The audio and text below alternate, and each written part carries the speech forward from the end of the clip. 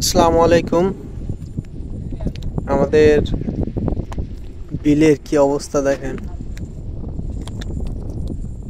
আমাদের বিলের প্রায় 3/2 জমিতেই ধান হবে না এবার, অতিবৃষ্টির কারণে।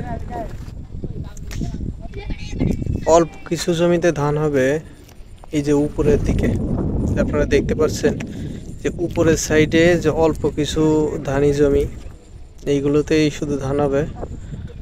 আর বাদ বাকি এই যে বিলটা দেখা যাচ্ছে, প্রায় সব জায়গায় সাদা দেখা যাচ্ছে, দেখেন পানিতে চকচক করতেছে।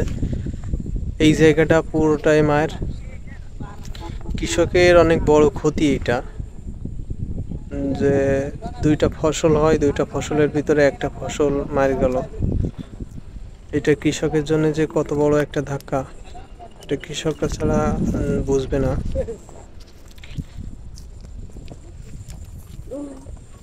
আশা করি দেখতে পারতেছেন।